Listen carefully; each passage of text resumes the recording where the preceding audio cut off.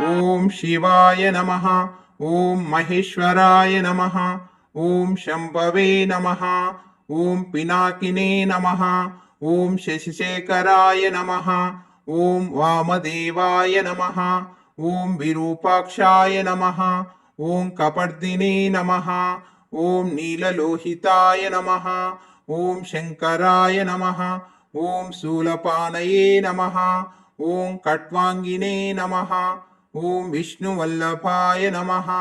ॐ शिपिविष्टाय नमः। ॐ अम्बिकानाथाय नमः। ॐ श्रीकण्ठाय नमः। ॐ भक्तवत्सलाय नमः। ॐ भवाय नमः। ॐ शर्वाय नमः। ॐ त्रिलोकेशाय नमः। ॐ शितिकण्ठाय नमः। ॐ शिवाप्रियाय नमः। ॐ उग्राय नमः। ॐ कपालिने नमः। ॐ कामारये नमः। ॐ अन्धकासुरसूदनाय नमः। ॐ गङ्गाधराय नमः। ॐ ललाटाक्षाय नमः। ॐ कालकालाय नमः। ॐ कृपानिधये नमः। ॐ भीमाय नमः। ॐ परशुहस्ताय नमः। ॐ मृगपाणये नमः।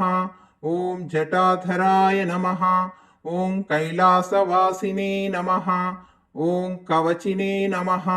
ॐ कठोराय नमः। ॐ त्रिपुरान्तकाय नमः। ॐ वृषाङ्काय नमः। ॐ वृषभारूढाय नमः। ॐ भस्मोद्धूलितविग्रहाय नमः। ॐ सामप्रियाय नमः। ॐ स्वरमयाय नमः। ॐ त्रयीमूर्तये नमः। ॐ अनीश्वराय नमः। ॐ सर्वज्ञाय नमः। ॐ परमात्मने नमः। ॐ सोमसूर्याग्निलोचनाय नमः। ॐ हविषे नमः। ॐ यज्ञमयाय नमः। ॐ सोमाय नमः। ॐ पञ्चवक्त्राय नमः। ॐ सदाशिवाय नमः। ॐ विश्वेश्वराय नमः। ॐ वीरभद्राय नमः। ॐ गणनाथाय नमः। ॐ प्रजापतये नमः। ॐ हिरण्यरेतसे नमः। ॐ दुर्दर्शाय नमः। ॐ गिरीशाय नमः। ॐ गिरिशाय नमः। ॐ अनकाय नमः। ॐ भुजङ्गभूषणाय नमः। ॐ भर्गाय नमः। ॐ गिरितन्वने नमः। ॐ गिरिप्रियाय नमः। ॐ कृत्तिवाससे नमः।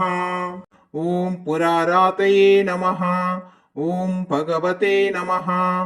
ॐ प्रमथाधिपाय नमः। ॐ मृत्युञ्जयाय नमः। ॐ सूक्ष्मतनवे नमः।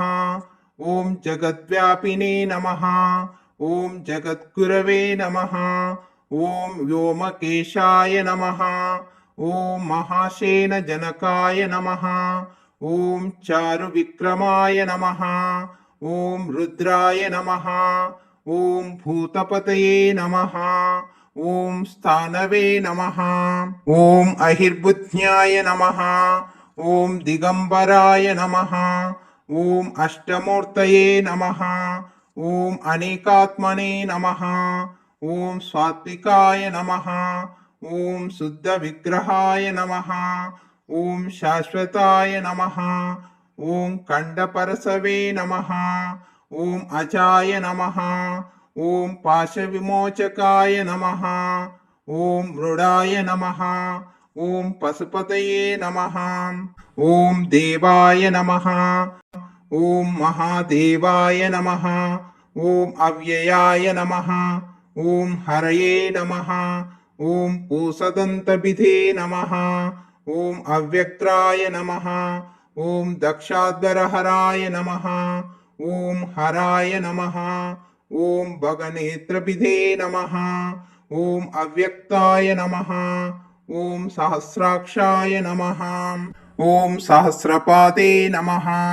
ॐ अपवर्गप्रदाय नमः। ॐ अनन्ताय नमः। ॐ तारकाय नमः। ॐ परमेश्वराय नमः। इति श्रीशिवाष्टोत्तरशतनामावलिः समाप्ता। समाप्तम्.